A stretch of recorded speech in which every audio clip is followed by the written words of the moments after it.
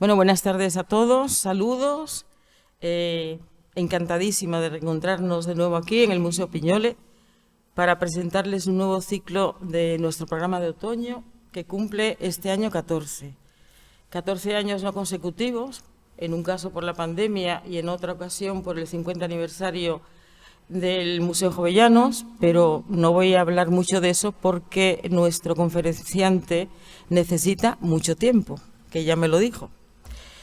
Alejandro Céspedes es un hombre que no habla de lo que no conoce y cuando no lo conoce se preocupa de informarse haciéndolo con esmero, dedicación, con un talante que clasifico de científico, riguroso y yo diría que obsesivo. Él abrirá nuestro programa y lo hará pegando tiros, poniendo en solfa asuntos como la culpa y su potencial creativo y sobre todo cuestionando eso que con mayúsculas denominamos arte.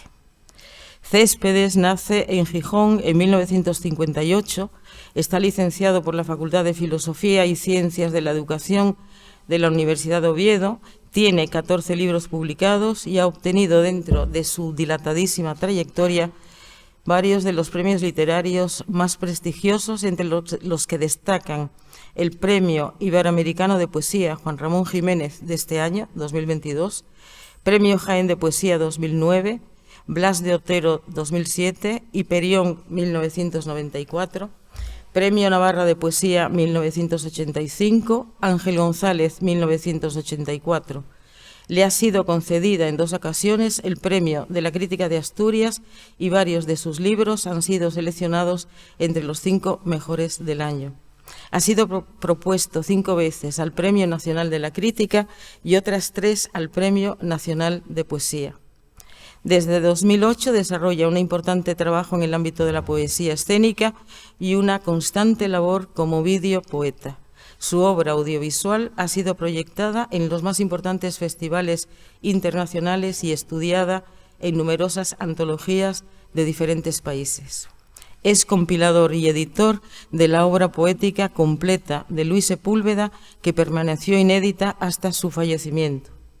Sus libros más importantes son, enumerados por años, desde 2022 hasta 1985, tú me corregirás si falta o sobra, Soy Lola Jericó, Cazadores de icebergs, La infección de lo humano, El aliento del clay, Las caricias del fuego, Voces en off, Topología de una página en blanco, Flores en la cuneta, Los círculos concéntricos, Sobre andamios de humo, Hay un ciego bailando en el andén, Las palomas mensajeras solo saben volver, La noche y sus consejos y James Dean, Amor que me prohíbes. Lo tengo aquí desde hace milenios. Fue precisamente en la época de presentación de este poemario cuando Alejandro y yo sellamos nuestra amistad con broche de oro, porque lo que quiero contarles es que Alejandro, además de un gigantesco poeta, es mi amado amigo eterno. Quiero decir que si existen posibilidades de que las almas transmigren, como creen los budistas, nosotros seguiremos reencontrándonos, no sé en qué formato, y bien poco nos importa, porque Céspedes, aunque es hereje, también es poeta, y yo soy su supersticiosa amiga Pepa, o Josephine, o Sandra. Fue en 1985 cuando ambos trabajábamos en el ámbito de la cultura, él en la Fundación Municipal y yo en la Universidad Popular de Gijón, impartiendo cursos de Historia del Arte. Recién inaugurada la sala de encuentros de la UPE, presentamos un proyecto a 3 bandas, texto, imagen y música, para la ambientación de su poemario James Dean, Amor que me prohíbes. Al piano, José Choatela, y la selección de imágenes a mi cargo, emocionado como estaba en aquel momento con la compra por parte de la UPE de una espléndida colección de filminas de arte de la Casa Sanz Vega. Tiempo después presentamos el proyecto en la Residencia de Estudiantes de Madrid, guardando de aquel memorable acontecimiento un recuerdo imperecedero. En mi ayuda acude su poemario, subrayado a lápiz, con las imágenes elegidas para cada verso, y debo de decir que fue un descubrimiento comprobar que no siempre la pintura figurativa colma el anhelo de la concreción de la palabra. En otras ocasiones es la abstracción mucho más afín al sentido del texto. Y voy a dar cuenta de ello con unos pocos fragmentos de su poemario, James Dean, Amor que me prohíbes, concretamente uno dedicado a Alejandro Magno. Pero ahora me doy cuenta, nunca entendí la ciencia de la magia, nunca comprendí cómo mi soledad perpetua me arrimó tus fantasmas a la boca. Y recuerdo que seleccioné un fragmento del Jardín de las Delicias, donde una pareja insípida, un poco pálida, parecía como besarse, sin apenas tocarse, inmersos en una especie como de burbuja vegetal. Y sigo con el poema. Y galopamos juntos desde entonces, llevando la niñez en los caballos. Bucéfalo era el tuyo, el mío un alazán de cartón piedra. Y para ese texto seleccioné un cuadro de Paolo Uccello, que no sé si recordarán, La batalla de San Romano, que son unos caballitos muy hermosos, casi cortados como sobre fondo de cartón. Y sigo, y después, completamente exhaustos, tendidos en la hierba, yo te amaba. Con total parsimonia retiraba corazas y brocados, desunía correas, desataba los yelmos y apartaba la túnica para admirarte tal como soñaba. Aquí un cuadro de Tapies. No olvidemos que sobre el piano se extendían las hermosas manos de quien por aquel entonces era mi otro amado, y esto no es un verso de Céspedes, fue en la época de James Dean una hermosa realidad. Por eso este encuentro es para mí muy emocionante y deseado desde mucho tiempo. Y aquí está la clave que llevo sufriendo con ello. Madre mía. Y esta rosa artificial que a Céspedes tanto le gustan, porque no se marchitan, celebra nuestra amistad y este encuentro. También recordar que la flor, la rosa, narciso, que ilustra el catálogo de mano, es un cuadro de uno de nuestros mejores pintores asturianos. Por eso este reencuentro es para mí muy emocionante y deseado desde tiempo. Bueno, esta rosa artificial, etcétera. Esta presentación es un gesto simétrico, pues le devuelve todo mi cariño, la cortesía de haber prologado mi libro Mamá y las enciclopedias de arte, de haberlo defendido con tesón y de acompañarme en su puesta en escena en el Museo Jovellanos el 11 de mayo de este año. Damas y caballeros, tomen nota. Con ustedes, Alejandro Céspedes.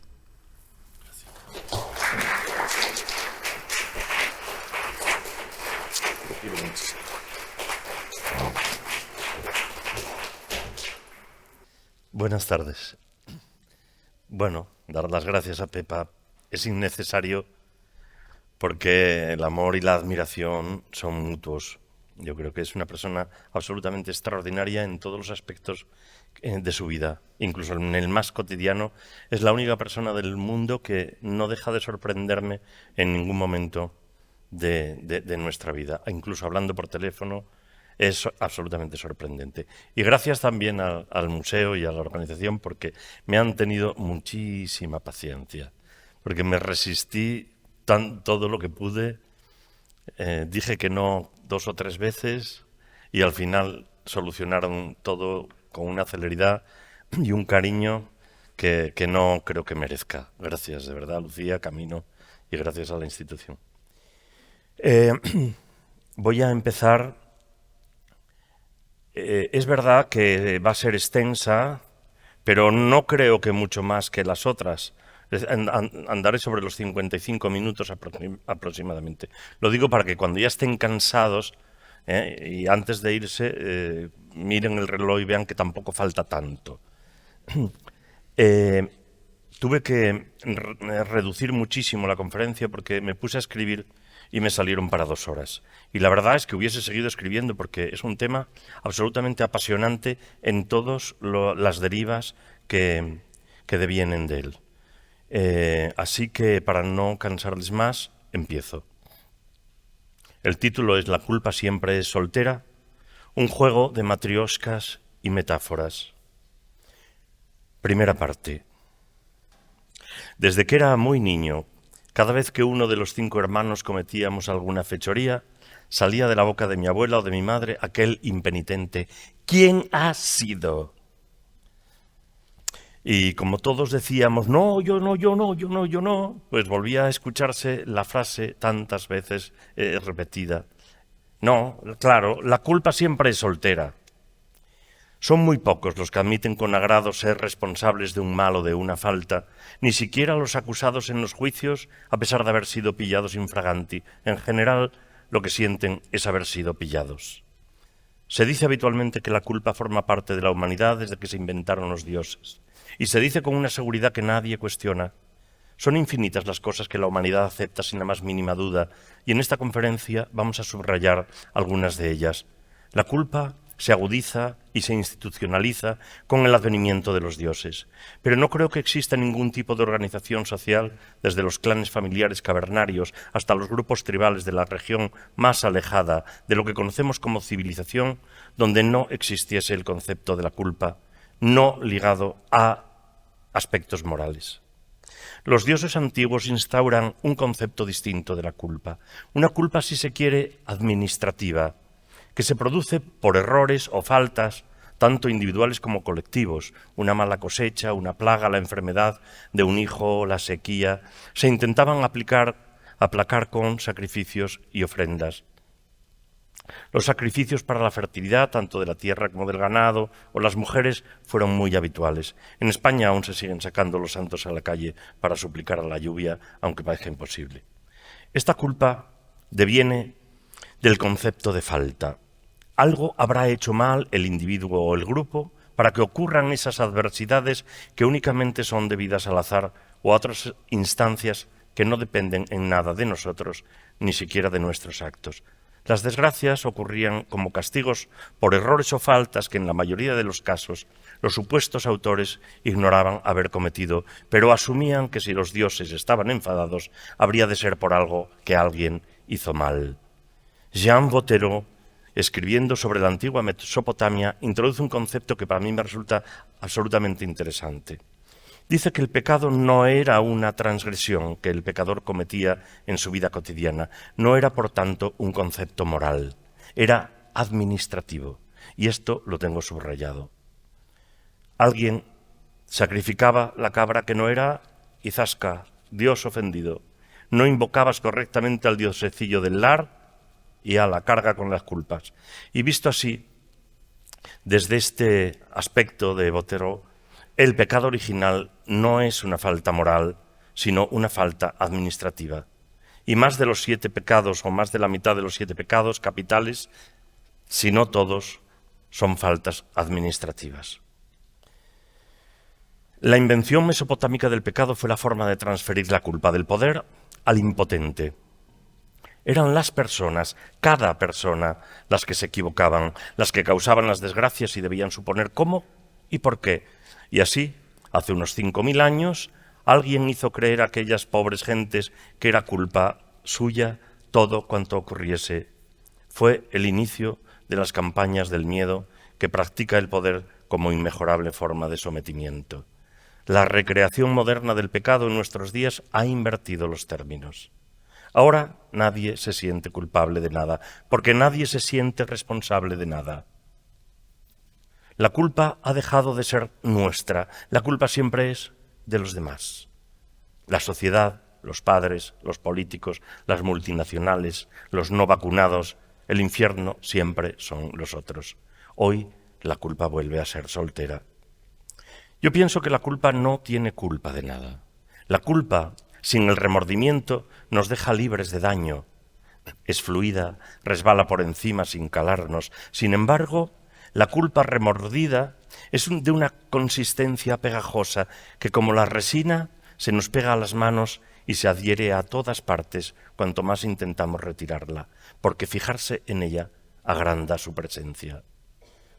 Hay una culpa jurídica que tiene como finalidad no la reposición, nunca hay reposición posible, sino el intercambio de los daños. El primer objetivo de esta culpa es la disuasión, luego el señalamiento y el castigo.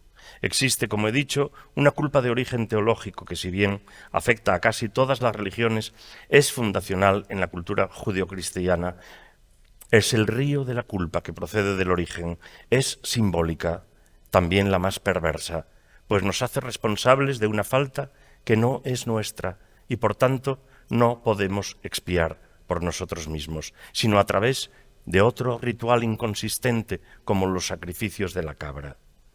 Nos han hecho creer durante muchos siglos que nacemos con ella. Es una culpa heredada, deviene de un pecado original que ninguno cometimos. Sin embargo, el cristianismo devolvió a los creyentes cierta autonomía. Con el libre albedrío, al menos podías elegir cuándo y cómo quebrabas las reglas. Al menos te castigaban por algo que sabías que no debías hacer, aunque no supieses por qué no debías hacerlo. Como comer la dichosa manzana, o que te guste comer, la gula, o que te guste el sexo, la lujuria, o estar tumbado en la cama viendo la tele, la pereza, el pecado de acedía de los monjes. Estos curiosos pecados tienen poco de moral y mucho de acto administrativo, como regar los geranios antes de no sé qué hora, o como ese precepto islámico que obliga a las mujeres a cubrirse el pelo, porque a su Dios le da muchísimo repelús. Los dioses, reconozcámoslo, están llenos de manías. Tiene aquí mucho sentido la frase de Valery Tasso: aquellos que nos absuelven nos han inoculado la culpa previamente. Hay una culpa social que se manifiesta en juicios y condenas soterrados, pero muy evidentes, que nos hacen culpables a los ojos de los otros, nos señala y aparta, aunque el sujeto juzgado se considere a sí mismo plenamente inocente. Si bien la culpa social puede proceder de todos los otros ámbitos, esta es una culpa ideologizada, una excomunión social. Tenemos ejemplos recientísimos en la persecución de los no inoculados con la supuesta vacuna, pero ocurrió anteriormente con leprosos, con enfermos de SIDA, incluso con los no enfermos, con los diagnosticados con una simple análisis de sangre, con la estúpida huella de carbono, con el reciclaje, y hoy va mucho más allá. Se ejemplifica en la desconfianza y en el señalamiento de todo aquel que se salga del rebaño, de cualquiera que apostate de esa peste del pensamiento único, globalista y totalitario con el que nos subyugan, y peor aún, con la cancelación y apartamiento ejercidos por ese imbécil y sectario pensamiento woke con el que silencian a todo disidente, los condena al ostracismo, a la damnatio memoriae, que nos expulsa de la vida civil, del trabajo, y roe el prestigio de quien no comulgue y no sea altavoz de sus delirantes y necias ocurrencias. Pero hay algo común a todas ellas. Como decía mi abuela, las culpas están solteras. Si no se casan con el remordimiento y no se transforman en una culpa neurótica, pueden dejarnos indemnes. Porque el sujeto es el sujeto castigado quien elige declararse o no culpable. Incluso alguien que sea en verdad culpable puede optar por sentirse injustamente tratado, inmerecidamente condenado, y puede reaccionar a estas reprobaciones con el rencor, la ira, el desprecio o cualquier otra cosa. Es curioso observar cómo buena parte de los presos condenados no reconocen su culpabilidad. Ninguna de estas culpas nos interesa para el tema que tratamos, pero había que decirlas. Pertenecen a la categoría de lo que yo denomino culpas exógenas. Solo hay una culpabilidad que nos importa, la culpa endógena, esa mirada interna subordinada a nuestros propios ojos. Es una culpa neurótica sobre la que no existe la más mínima posibilidad de elección. No hay modo de dejar de verla. Se nos viene encima y se vuelve una carga insoportable. Se nos instala dentro, igual que la carcoma. Como dije, hay algo que afecta a todas estas culpas por igual. Sin el remordimiento están vacías. Son culpas huecas. El remordimiento es ese eco de una culpa intangible que rebota y rebota en algún lugar vacío que está en nuestro interior. Y a pesar de ser algo invisible, etéreo, inaprensible, es un peso insoportable que es imposible echar fuera y es penoso de arrastrar. Tiene su lógica, porque el remordimiento mira hacia el pasado, mientras el arrepentimiento mira hacia el futuro. El arrepentimiento se liga con el perdón, pero el arrepentirse y el perdón tienen más que ver con esa culpa exógena de la que alguien fuera de nosotros tiene el poder de liberarnos. En cambio, el remordimiento que procede de la culpa endógena no depende de nuestra voluntad de arrepentirnos, sino de nuestra capacidad de perdonarnos. Y es difícil que el mismo juez que nos ha condenado, es decir, nosotros mismos, nos absuelva, porque generalmente esas abstractas y endemoniadas causas que producen los sentimientos de culpabilidad suelen ser de imposible reparación y casi siempre de imposible identificación. La palabra remordimiento tiene raíces latinas, está compuesta del prefijo re, hacia atrás, repetir, intensificar, y mordere, morder. La culpa remordida funciona como el estómago de los rumiantes. Después de ser tragada es de vuelta a la boca para seguir masticando y así una y otra vez. Es por eso una culpa indigerible. Procede del pasado, pero es lo mismo que un juego de matrioscas, un vacío dentro de otro vacío, dentro de otro vacío, dentro de otro vacío, que cuando llega a la última muñeca ya no se puede abrir, porque no es hueca, es sólida, compacta y su interior invisible. Esta culpa neurótica está ampliamente tratada desde la psiquiatría y con mucho más ahínco desde el psicoanálisis. El psicoanálisis nos presenta la culpabilidad neurótica dentro de un entramado de términos simbólicos cuyo principio está en el pecado original de Adán y Eva producido por el deseo. ¿Cómo no, tratándose de psicoanálisis? Qué curioso. ¿De dónde procedería la culpa de los mayas, de los vikingos o de esas religiones que no tienen pecado original?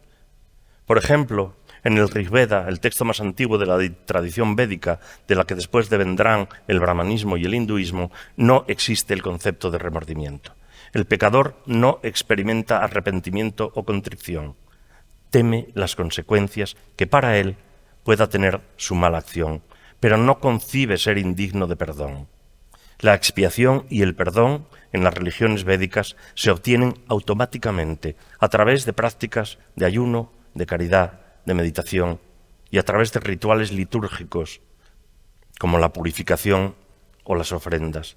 Cuando un budista perdona, es él mismo el principal beneficiario del perdón, pues al perdonar al otro también está perdonando sus propias imperfecciones.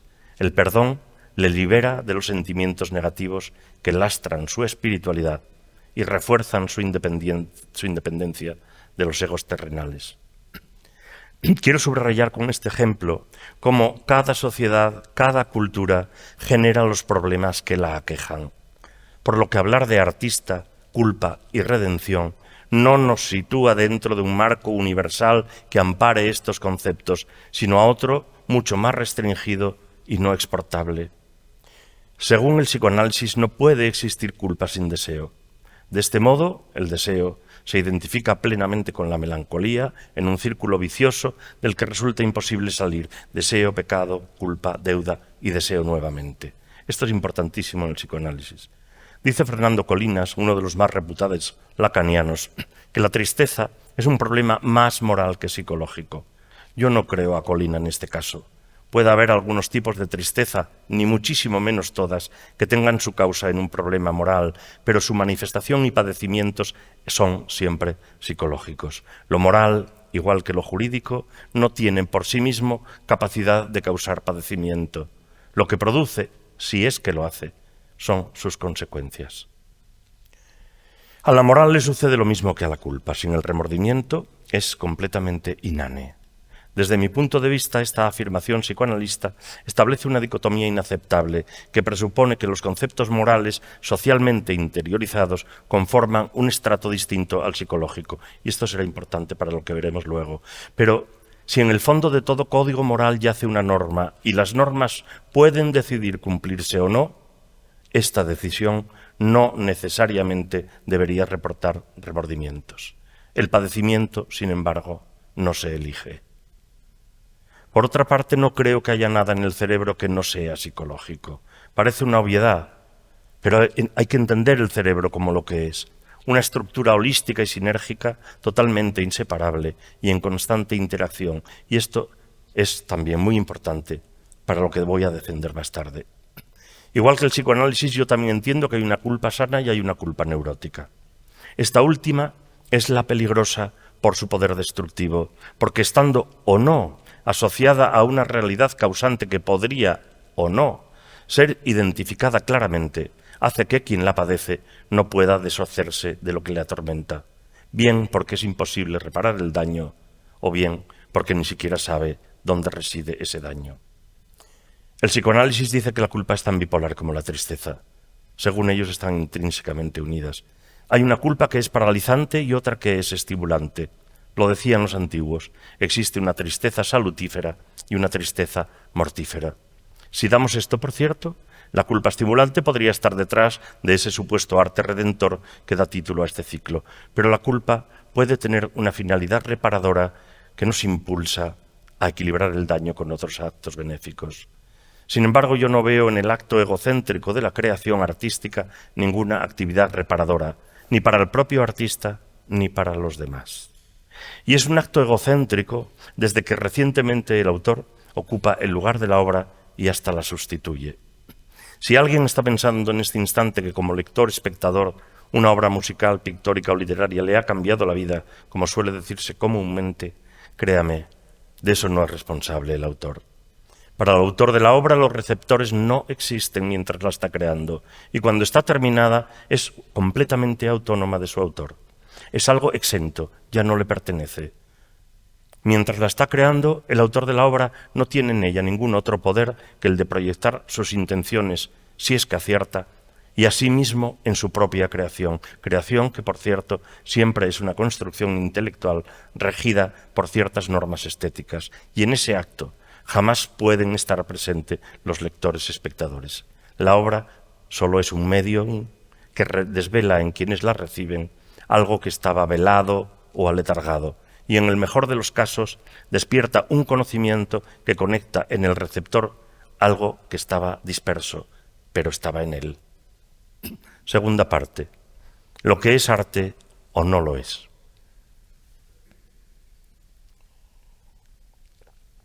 ¿Qué es el arte? ¿Cómo sabemos que es arte? ¿Quién dice que es arte? Se pregunta Pepa Pardo en la página 101 del libro Mamá y las enciclopedias de arte. Y aunque pudiesen parecer elementales, estos tres interrogantes contienen los principales fundamentos de esta ponencia. Se menciona en el programa de las conferencias cómo el artista Bally Sport ejecutó una performance en donde se cortaba las cutículas con una navaja, pero son habituales en ella todo tipo de majaderías. Es también de todos conocida la inclinación de Marina Abramovic a realizar performances en las que autolesiona tanto física como anímicamente. ¿De qué forma sabemos que este tipo de actos son en verdad una creación artística? ¿Es una manifestación artística únicamente porque se plantea dentro de un continente artístico, de un planteamiento artístico? ¿Duchamp? ¿Lo son las instalaciones que los servicios de limpieza del museo, con su mirada ingenua y realista, recogen al confundirlas con basura? En el caso de Abramovic, ¿el personaje es la obra? Me refiero a ese personaje mitomaníaco y creo que falsario, construido por ella misma. ¿Cuál es la diferencia entre el paseo de Abramovic por la muralla china y el paseo de cualquier turista? Si además ambos lo graban en vídeo y se hacen fotos. ¿Cuál es la obra? ¿La caminata, el vídeo o el relato? La obra, a falta de un concepto que dé cuenta de ella, ¿es lo que Abramovic o Sport nos dicen que es la obra? ¿Qué son las performances de este tipo sin el relato que por necesidad las acompaña? ¿Qué son la mayoría de las instalaciones y del arte moderno sin un relato con ínfulas filosóficas que las ampare y sostenga? ¿Cuántas veces quedamos boquiabiertos al leer la descripción conceptual hecha por el autor o sus exégetas sobre el significado de una obra? ¿Cuál es la verdadera obra? ¿El objeto o el relato? No podemos abstraernos del carácter simbólico del arte, pero tampoco podemos negar que si vemos a alguien haciendo en la calle lo mismo que hacen Abramovic o la Sport en sus performances Pánico Genital, Tap un Tasquino o Dejeunes, lo primero que haríamos es llamar al 112 o al psiquiátrico de guardia. El autor, contrariamente a lo que defienden las corrientes actuales, no debería ser más importante que la obra, porque eso llevaría implícita la idea de que el artista consagrado ya no puede equivocarse nunca. Pues si el valor reside en la autoría, una firma concebida como marca comercial, cualquier majadería que lleve a cabo un autor consagrado tendrá el mismo valor que su obra más genial, como de hecho sucede. ¿Dónde queda así la obra de arte? ¿Es tan solo cualquier objeto subordinado a la autoría? ¿Redime de la culpa lo mismo una obra genial que cualquier fiasco? Si lo que redime y salva al autor solo es su firma, ¿qué sentido tiene que se esfuerce en intentar conseguir algo sublime? Un libro con las hojas en blanco y con su nombre en la tapa, un lienzo en blanco tan solo con la firma, esto creo que ya existe. Su propia mierda envasada en una lata, esto sí que existe. Un pez sumergido en formol en una urna, que también existe. ¿No tendrían idéntico valor que algo sublime? ¿Pero qué es lo sublime? ¿Y quién dice que lo es? El autor, como concepto y como marca, es una concepción moderna. Y esto, en la sociedad actual, se ha exacerbado hasta límites psicóticos, haciéndonos creer, como en los casos de Abramovich, Sport y tantísimos otros, que el autor es la obra. Un soporte en el que realizar un hecho artístico. Si lo hiciera cualquier otra persona que no tenga la previa condición de artista, ¿no sería calificada de demente o imbécil? Y esto, además, sucede casi a diario. ¿No están haciendo lo mismo una anoréxica, un suicida o un enfermo mental? ¿No están usando su cuerpo como soporte de una expresión emocional? Podrían responderme que a estos hechos reales les falta un elemento sustancial, que es lo simbólico. Pero ¿no son psiquiátricamente el suicidio, la anorexia y las autolesiones puramente actos simbólicos? ¿Es arte solo aquello que una convención social dice que es arte? ¿Cuántas veces hemos visto que una obra que en apariencia no tenía ningún valor más allá de lo simplemente estético y que permanecía anónimamente colgada en el salón de un particular o arrumbada en el sótano de cualquier museo, de repente una casa de subastas o cualquier conservador anuncia que pertenece a un gran pintor y en ese momento se pasa a pujar por ella varios millones de euros? ¿Acaso no era exactamente antes y después la misma obra? Repitamos de nuevo la pregunta. ¿El autor es la obra? Y una curiosidad que puede parecer tonta, pero que tiene muchísimo que ver con los que hablamos.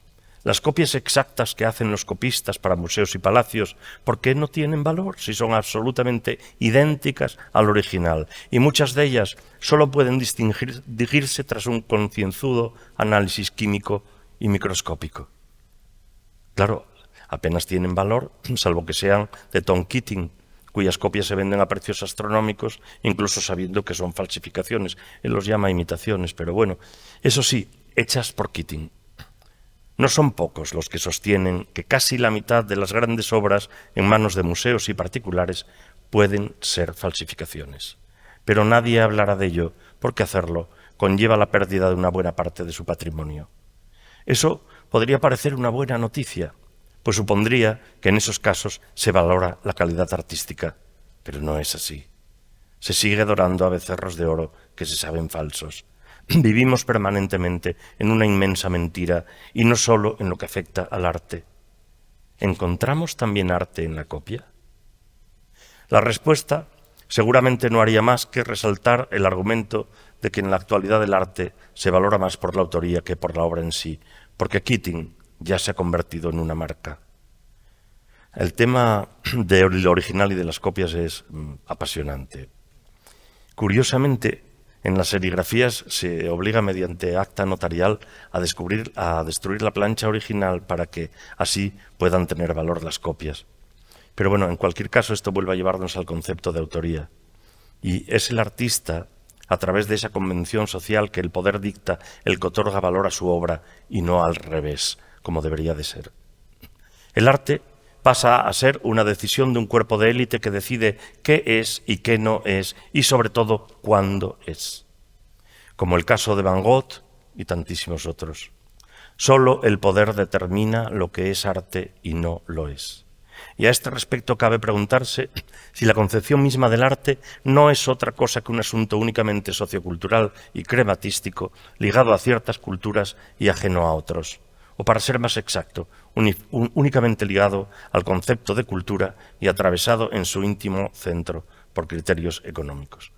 Y voy a poner otro ejemplo muy estúpido.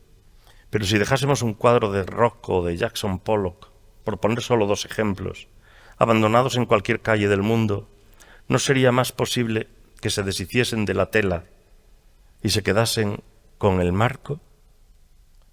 ¿Es lo artístico una percepción universal o depende de los distintos sistemas culturales? ¿Lo define de alguna manera el lugar físico donde se encuentra la obra? Otra vez Duchamp. Tercera y última parte, el chivo expiatorio y la olla express.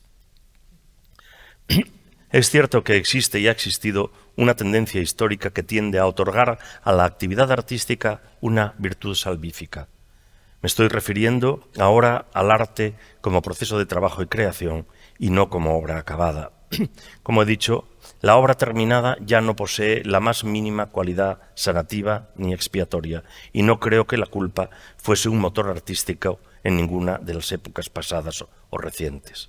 En cualquier caso, como se dirá luego, la culpa solo es un elemento más de nuestra psique, un componente más de ese conglomerado de obsesiones, esperanzas, sueños, frustraciones, decepciones, pérdidas y ganancias que hacen de cada uno lo que somos. Me temo que la culpa es algo indisociable de ese todo que tampoco se puede trocear al que se llama alma y yo llamo cerebro, una realidad holística y gestáltica responsable de que nos veamos a nosotros mismos y al mundo como creemos ser, donde la culpa, con más o menos peso, es una especia más en ese guiso. En el folleto que anuncia este ciclo de conferencias también se menciona una cita de Susan Sontag, donde compara al escritor contemporáneo con los mártires cristianos, ya que ambos, dice ella, usan el sufrimiento como medio para la salvación. El párrafo literal de Sontag pertenece a un estudio sobre los diarios de varios escritores titulado El artista como sufridor ejemplar y está incluido en la parte que dedica al diario de Cesare Pavese. El escritor es el sufridor ejemplar no solo porque haya alcanzado el nivel de sufrimiento más profundo, sino porque ha encontrado una manera profesional de sublimar el sufrimiento. Como hombre sufre, como escritor transforma el sufrimiento en arte. El escritor es el hombre que descubre el uso del sufrimiento en la economía del arte, como los santos descubrieron la utilidad y la necesidad de sufrir en la economía de la salvación. Como decía, la cita es literal de Sontag. Pero yo creo que cuando se habla de escribir para sublimar, expiar, redimir, o como decía el propio Pavese en ese diario, para defenderse contra las ofensas de la vida, se confunden conceptos que no tienen nada que ver. Escribir es un oficio y sufrir, sufrimos todos, sin la menor distinción.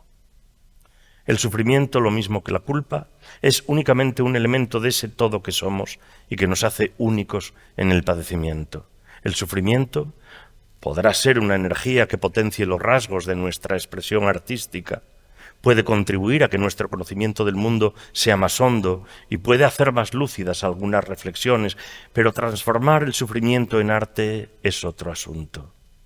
Todo arte es un lenguaje, en el sentido más amplio, y como tal es una traducción del pensamiento que se expresa según convenciones estéticas y mediante el conocimiento preciso de una disciplina artística. El sufrimiento es una emoción. No escribe, no pinta, no hace música. Eso lo hace el cerebro cuando se dominan las herramientas expresivas necesarias. Que el artista intente, a través de su técnica, abrir grietas en su obra por las que el receptor pueda, con sus propias aportaciones, siempre sentir otro sufrimiento, es algo bien distinto. Y digo intente y sentir otro sufrimiento, jamás es el del autor, porque creo, lo mismo que Blanchot, que la literatura, y esto puede llevarse a cualquier otro tipo de arte, pero se ve muchísimo más en el lenguaje. La literatura, decía Blanchot, objetiva el dolor constituyéndolo en objeto. No lo expresa, lo hace existir en otro mundo. Y un objeto así no es una imitación.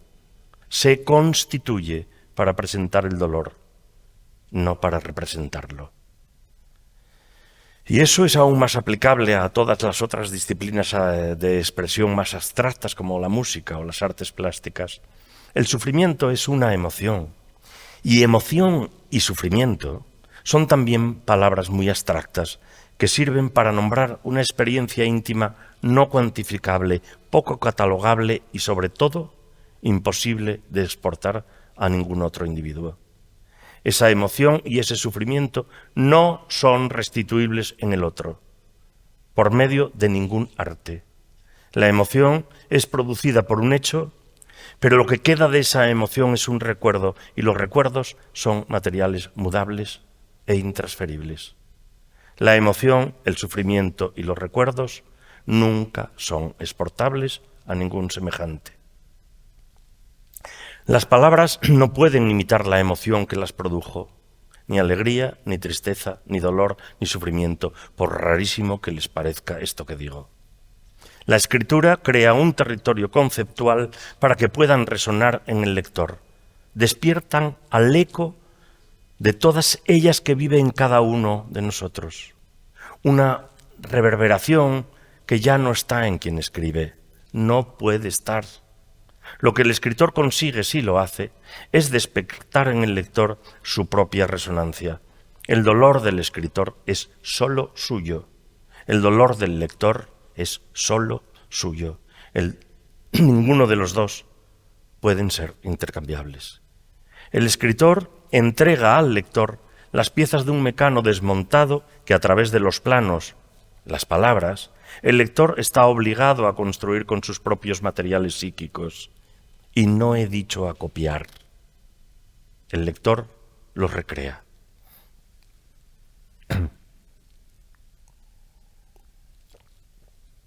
Los judíos del Antiguo Testamento sacrificaban un chivo para purificar sus culpas y congraciarse con Dios. ¿Cuál es el sacrificio que realiza el autor para congraciarse consigo mismo? ¿Quién es el chivo expiatorio en ese acto supuestamente sacrificial de la Escritura? O de cualquier otra obra. ¿Es la obra o el autor el chivo expiatorio? Porque si creemos a Blanchot y sus palabras son para mí irrebatibles, ¿cómo puede haber redención o sacrificio en la objetivación de ese dolor? Si acaso, el único sacrificio que se da en el artista es la dedicación obsesiva e inmisericordia a la construcción de la obra. Déjenme recordarles la cita de Blanchot. La literatura objetiva el dolor, constituyéndolo en objeto. No lo expresa, lo hace existir en otro mundo. Y un objeto así no es una imitación. Se constituye para presentar el dolor, no para representarlo.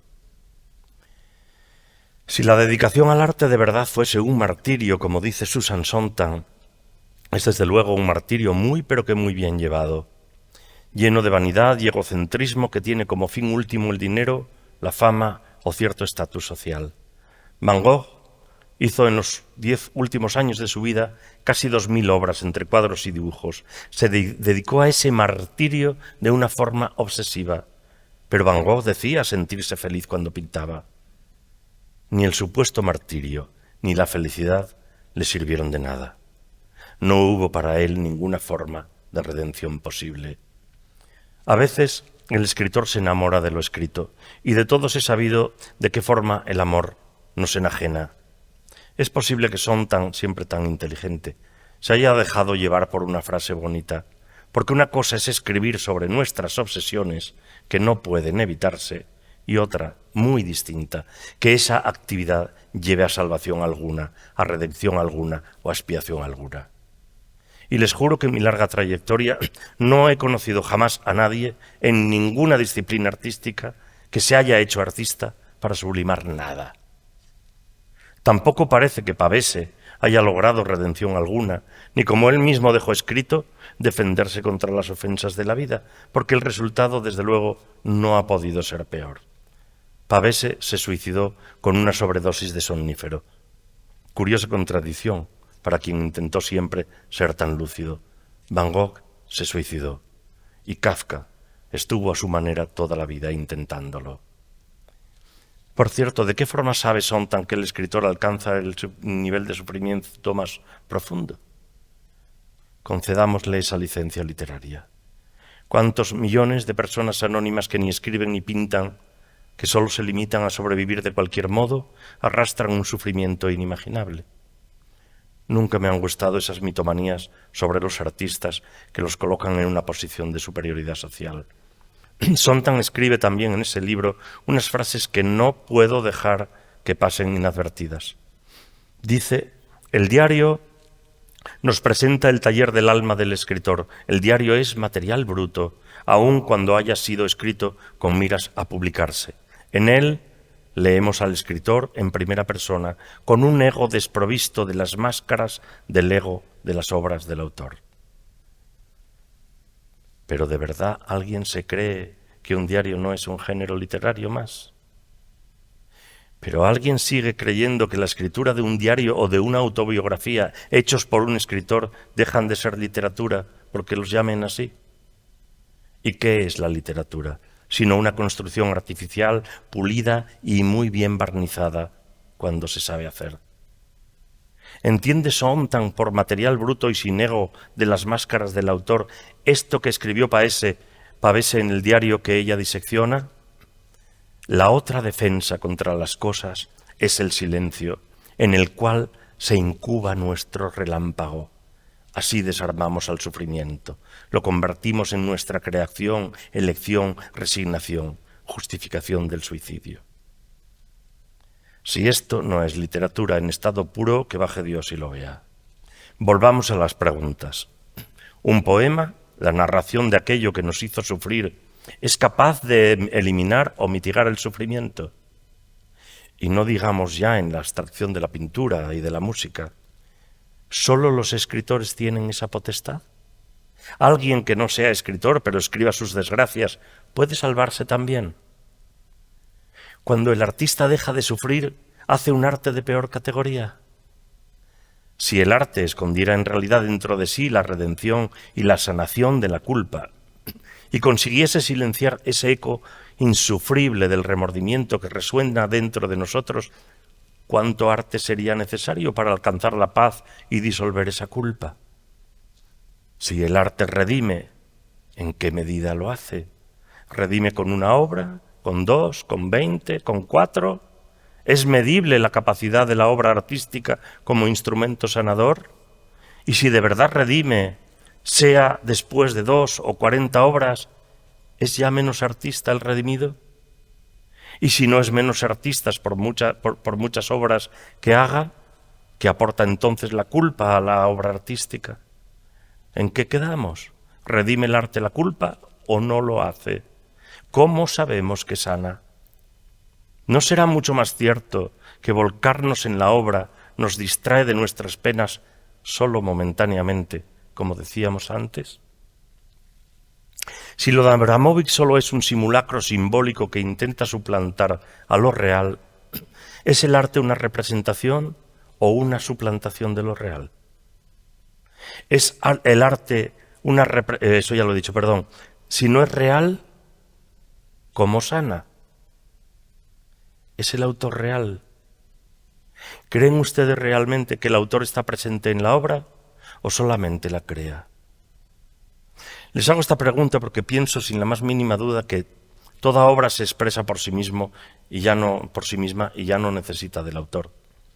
Porque el autor crea proyectándose en ella, volcando allí también sus intenciones mediante los artilugios de su oficio, claro, pero una vez concluida ya no le pertenece.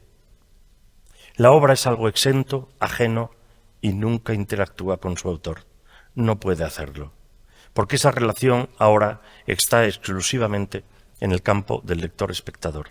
La obra, a excepción de los casos como el de Abramovich y la Sport, donde el autor pretende ser la obra, es una realidad completamente autónoma. Y si pensásemos que el autor está en su obra, ¿de qué modo lo está? ¿Es la obra una realidad distinta al propio autor? ¿Crea el arte realidades nuevas? Y si es cierto que las crea, y yo lo creo, ¿de qué forma podemos encajar esto con el tema de la redención? Intentaré explicarme. Yo creo firmemente que el autor no está en su obra. Lo que está presente en un libro no es su autor, es el lenguaje. Lo que está presente en una partitura no es su autor, son las notas, es decir, otro lenguaje. Lo que vemos en un cuadro no es su autor, es color, pinceladas, textura. Entonces, si el autor deja de estar presente dentro de la obra acabada y una vez terminada ya no interactúa con su obra, el supuesto proceso redentor de la culpa ha tenido necesariamente que producirse antes. ¿En qué momento? ¿En todas las palabras, notas, pinceladas, o solo está en algunas?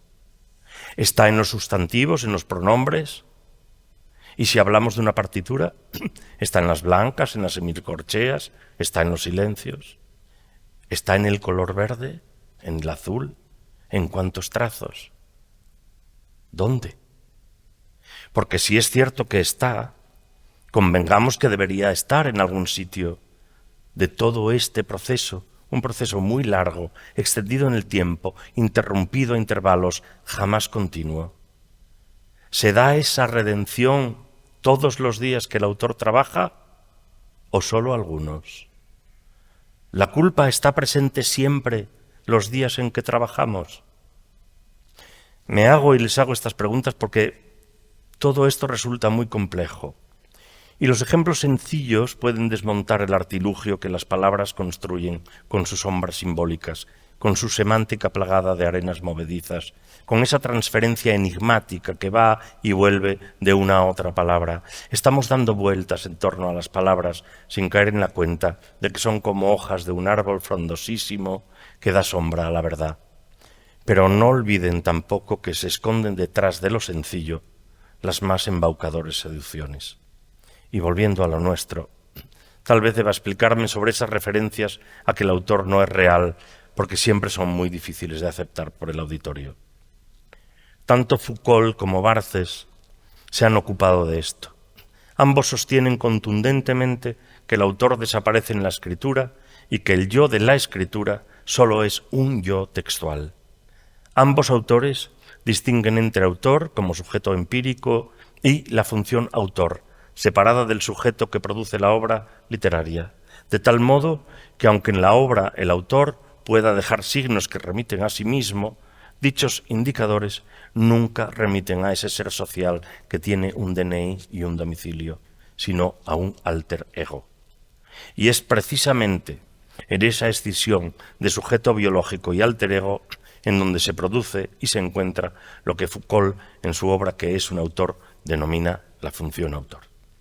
Y añade que solo es en eso donde de verdad está presente, lo que siempre está presente en el discurso literario. No se puede establecer una identidad simple entre ese yo textual y el autor empírico, el ser social, civil, real. No hay nunca una plena identificación entre ambos, sino tan solo una dialéctica entre ambos. Aunque este debate sigue abierto, apenas discute nadie que es muy difícil no encontrar ese sujeto textual, ese yo discursivo distinto del autor como sujeto biológico en todas las construcciones literarias. Son eso, construcciones, no lo olviden. Y por tanto, como esta rosa y como decía Mishima, la literatura solo puede ser artificial. Ese sujeto textual no puede homologarse con el sujeto civil de forma simple. Y si esto sucede con la literatura, que es palabra, lenguaje en estado puro, ¿qué decir entonces de los lenguajes abstractos de un músico o de un pintor? Roland Barthes, en su archiconocida obra La muerte del autor, escribe que el sentido de una obra ya no puede buscarse en la persona del autor. Barthes se hizo esta pregunta extraordinaria y lúcida. ¿Quién dice yo? ¿Quién es esa figura autoral que está presente en los textos? ¿A quién pertenece el yo de la escritura? Y la respuesta no pudo ser menos contundente. El yo de la escritura solo es un yo textual. Y lo resume en otra frase grandiosa. El yo de la escritura literaria solo es un ser de papel. Todo lo que está tocado por el lenguaje deja de pertenecer al orden de lo real aunque les cueste admitirlo. No es verificable. Lo mismo le pasa al yo. El yo literario no está incluido en el orden de lo real.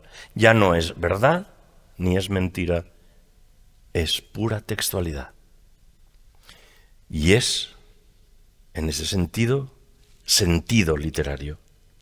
Los ríos literarios no son los ríos que fluyen sobre la tierra, ni siquiera los ríos del autor. Son ríos textuales y, en su última instancia, son los ríos del lector. Si no es verdad ni mentira, si es pura textualidad, ¿qué es entonces lo que nos salva o redime? ¿El acto de escribir o el texto mismo? Aunque estos problemas de orden filosófico se dan en su máxima explosión en el lenguaje, y precisamente por las características del lenguaje, podrían en muchos casos ser exportados al resto de disciplinas. Los personajes de las obras dramáticas son seres de ficción creados en un texto, pero cuando un actor les da vida interpretándolos, ¿de quién es la existencia verdadera? ¿Del actor o del personaje? A ver si puedo explicarme. Si durante el tiempo de la representación cada vida depende de la otra, ya que el actor deja de ser quien es para dar vida a un personaje, ¿cuál de las dos existencias es en ese momento verdadera? ¿La del actor o la del personaje? Ya ven que no es tan fácil deshacerse del lastre del lenguaje. Si, como dice Barthes, el autor desaparece en la escritura a favor de un sujeto textual y de un yo discursivo distintos al autor, ¿a quién redime la obra? ¿Al sujeto biológico o a ese ente convertido en función, que nos decía Foucault? ¿Redime la escritura a ese ser de papel que dijo Barthes? Si, como afirma Susan Sontag en el programa de las conferencias, en la literatura el autor utiliza el sufrimiento como medio de salvación, ¿dónde quedan entonces las afirmaciones de Barthes y Foucault? ¿De qué salvación nos habla? Si ya quedó establecido que todo texto literario es una construcción intelectual ajena al yo y, como decía Mishima, es por tanto artificial. Lo que redime entonces es el trabajo de construir la obra. Tal vez el trabajo creativo, como cualquier otra actividad humana, solo sea una distracción en la que estamos poniendo todas nuestras capacidades, toda nuestra atención, toda nuestra energía mental de un cerebro que bulle y nos distrae así de nuestras penas. ¿No sabemos ya sobradamente que la literatura, toda, únicamente es una ficción con el fin mayoritario, al menos en los últimos 200 años, de buscar el reconocimiento social? ¿Acaso Pérez Reverte escribe desde el sufrimiento en sus aventuras tan bien documentadas? ¿De qué crímenes se redimen Agatha Christie o Patricia Highsmith con sus novelas policíacas y de asesinatos? ¿De qué se redimió Cervantes en las aventuras caballerescas de El Quijote?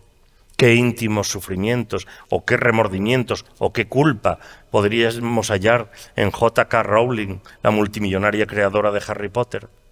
¿Y qué decir de Borges, el más genial de los narradores no novelistas de todo el siglo XX, incluidos los novelistas, claro, como dijo Valente, aunque también rencoroso, sarcástico, despreciativo y ciego?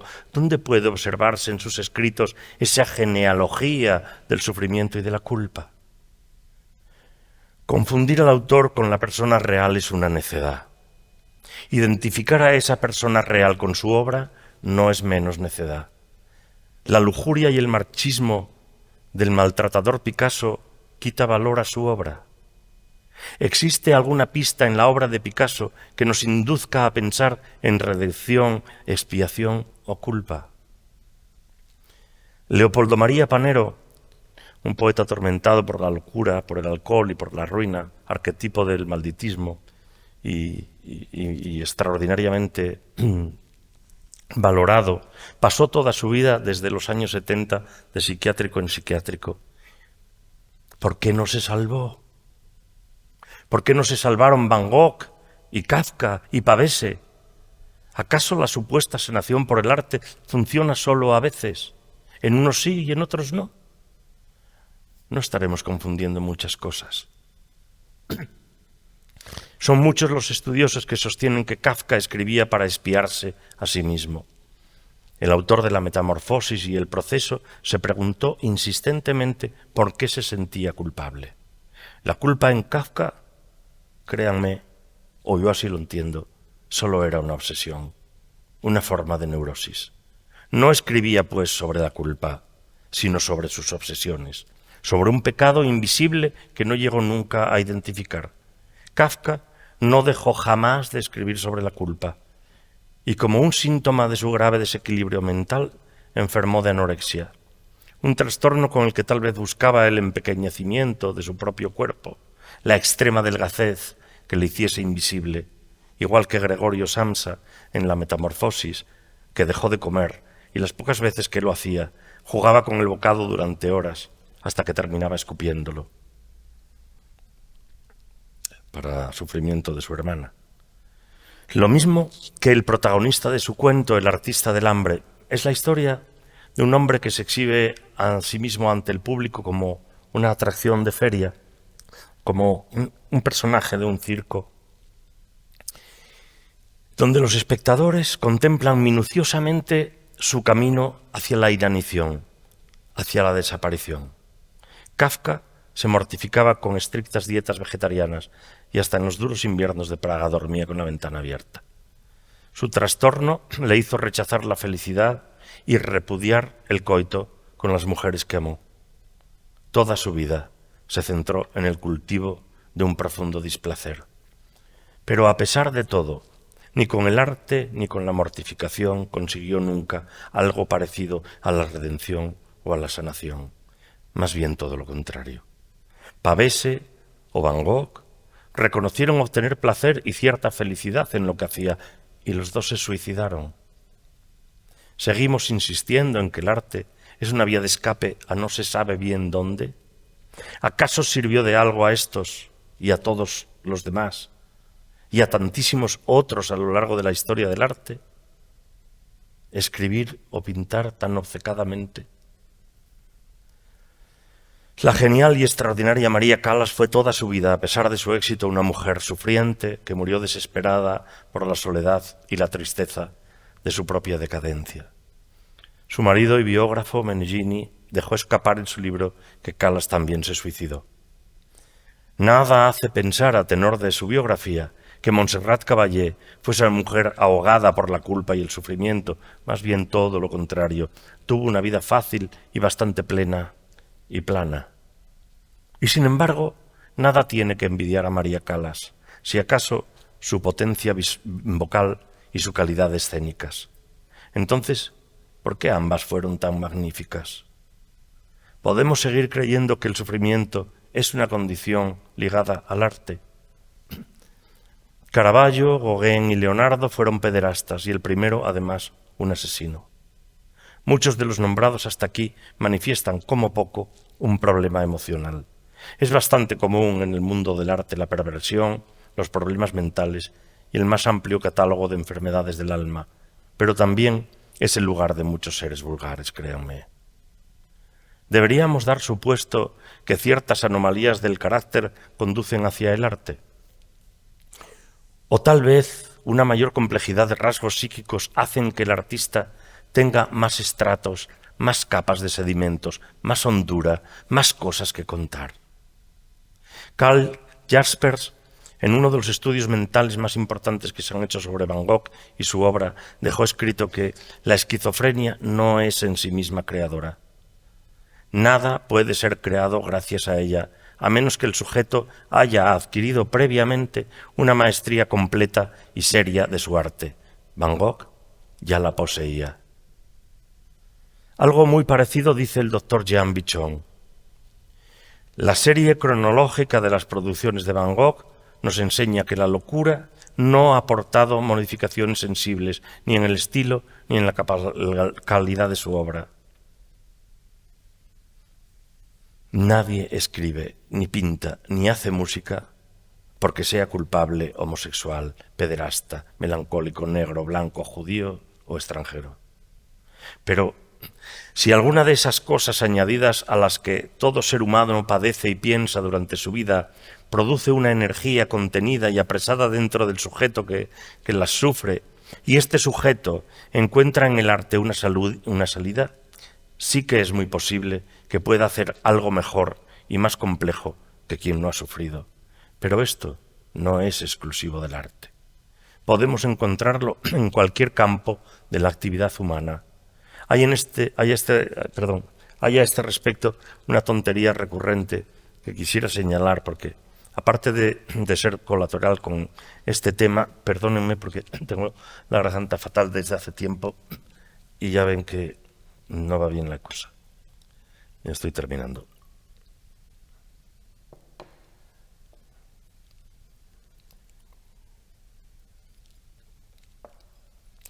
Decía que la cosa esta que era colateral y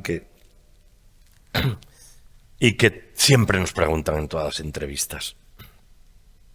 ¿El escritor nace o se hace? Y puede parecer una pregunta hasta ingeniosa, ¿verdad? No hay mayor majadería. Vamos a ver. ¿Cómo va a nacer escritor un ser que llega al mundo sin lenguaje?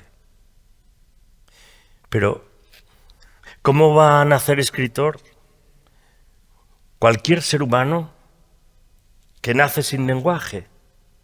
Y consecuentemente tampoco cuando nace nadie conoce ni la escala cromática ni las notas musicales, porque esto son lenguajes que se aprenden si uno viene al mundo en una sociedad culturizada. ¿No resulta curioso que no haya habido escritores hasta el siglo XVIII, nada más que en las clases nobles y adineradas, y en los conventos, que era exactamente lo mismo? Los escritores nacen cuando saben escribir. Y el resto del mundo era iletrado y era analfabeto. Y esta cosa tan sencilla parece no estar en la mente de todo el mundo. ¿Cómo va a nacer alguien con un don? ¿Acaso nace alguien futbolista, político, vendedor de seguros o podólogo? El escritor, el artista, como todo en este mundo, se hace en algún momento de su proceso de socialización. Ese presunto don de la palabra exacta se adquiere mediante un entrenamiento que no termina nunca, lo mismo que la robótica o el tenis. Pero sí que depende de algo que se va aprendiendo sin remedio al poco de nacer. No hay forma de evitarlo, porque nadie es consciente de que está produciéndose. Es un modo de percibir y procesar la realidad poco común, una manera estrábica y distinta de mirar el mundo. En los primeros años de la vida, los acontecimientos más importantes sobre los que después se habrá de construir el mundo personal, emocional y afectivo que todos llevamos dentro, suelen tener que ver con cosas indecibles, hechos que son muy perturbadores y se procesan de una forma extraña y muchas veces ni se sabe dónde están. Secretos y silencios, quemaduras que crecen en algunos niños y pueden rebosarlos. Todas las ollas a presión tienen su válvula y el cerebro también la necesita. Va hacia la creación o a la locura, y esta última quizá no sea más que otra versión de la primera.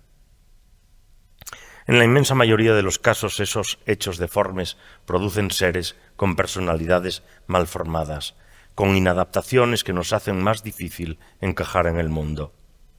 El mismo cúmulo de emociones que no encuentran la salida de nuestro cerebro podría hacernos psicópatas, criminales en serie, melancólicos, seres intrascendentes, tímidos, enfermizos, inválidos sociales y también optimistas compulsivos.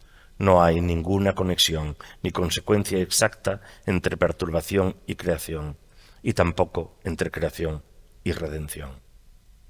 Y si todas estas cosas que he dicho antes se dan en un ser que se ha encontrado con el arte, en esa olla a presión que es el cerebro, estas anomalías producen adherencia en las palabras escritas, en los trazos de una brocha sobre un lienzo, en el aire que se expele por cualquier instrumento o a través de la garganta propia, que no es más que el aliento vital transformado en sonido, en los golpes que se dan contra una piedra para extraer la belleza, que jamás está dentro de la piedra, sino escondida muy dentro de nosotros, al contrario de lo que dicen que dijo Miguel Ángel con su fino sarcasmo, que el David estaba dentro del bloque y que él solo tuvo que ir quitando lo que sobraba. Lo que de verdad se esconde en este ejemplo es que hay en todo artista una mirada transversal y extraña, propia de seres complejos que no tuvieron una vida fácil, una forma de mirar que refracta sobre la superficie y llega desviada al fondo de una aparente realidad que los demás observan sin ningún cuestionamiento.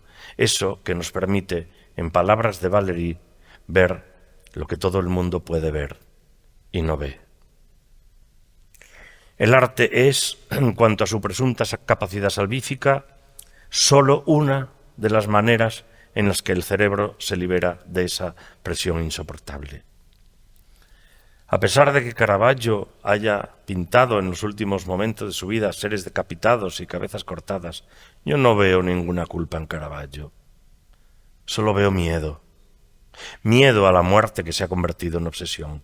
Miedo a las consecuencias de sus actos.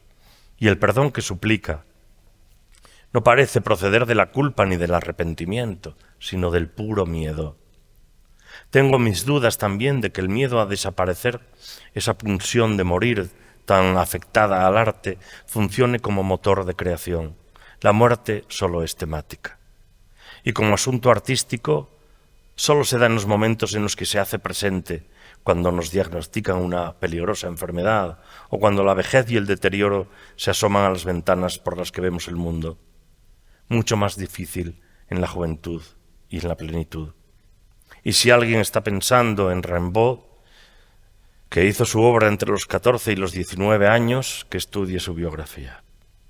Si en verdad fuese la muerte un motor de creación, ¿no sería artista la humanidad entera cuando viese cercano el final de sus días? Tal vez vinieran pensando que en calidad de escritor iba a hablar desde la culpa en la literatura, de Nietzsche y su genealogía de la moral, de Freud, de Lacan, de Dostoyevsky, Rodia en Crimen y Castigo, de los hermanos Karamazov, de El jugador y el proceso de Kafka, de Kundera, Pavese, Lord Byron, Nikolai Gogol. Lo siento, pero a mí no me interesa esa perspectiva. Los tres primeros reflexionan sobre la culpa y los demás tratan la culpa solo temáticamente. Se asoman a la culpa como planteamiento estético literario, como una técnica para la construcción y la caracterización psíquica de los personajes, pero en ningún caso son una reflexión sobre si el arte redime de algún modo. Y no importa si Fedor Dostoyevsky, Franz Kafka y tantos otros se sentían culpables a causa de su padre y por eso escribieron sobre seres culpables. A fin de cuentas, esto tampoco parece que haya logrado ninguna redención. No creo que exista, si pudiese establecerse, ninguna relación determinante entre sufrimiento y creación. El sufrimiento, el dolor, la pérdida, la frustración y todo lo demás que quieran añadir es la materia constitutiva de la existencia humana, de toda la existencia humana, de cualquier existencia humana. Somos, como el Dasein heideggeriano, seres para la muerte, convocados a la existencia. Somos únicamente criaturas arrojadas al tiempo, como dijo Cioran, víctimas del anhelo de una eternidad que se nos desvanece entre las manos, seres embadurnados de sí mismos, que se creen el centro de un universo al que han llegado muy tarde y que no les pertenece. Tampoco creo que el arte nos regale una varita mágica con la que deshacernos de nuestras obsesiones. Creo más bien que el arte las sostiene y aún las magnifica. Y creo que eso a lo que aquí se llama redención no es otra cosa que una distracción de la atención psíquica, es decir, la colocación del foco de la mente en otra parte que nos produce íntima satisfacción y por lo tanto nos hace olvidar nuestra congoja momentáneamente, algo que Kafka nunca consiguió, por más artista que fuera. No veo por ninguna parte que esa felicidad pasajera que nos produce el proceso de creación artística, cuando en verdad lo consigue, sea distinta en los artistas que en quienes se sumergen a cuidar de su jardín, en los que construyen maquetas complicadas, en la meditación, en el deporte o en cualquier otra cosa en la que depositemos toda nuestra atención y concentración. La presunta capacidad redentora se queda en una, llamémoslo, entrega psíquica total a nuestra obra que nos aparta de los hondos conflictos durante un lapso de tiempo. Esos conflictos que tenemos todos. Tal vez a lo que se llama redención por el arte no sea otra cosa que la válvula de esa olla a presión que dije antes, y eso no es poco. Pero claro, no consiguen lo mismo unas buenas vacaciones. Gracias.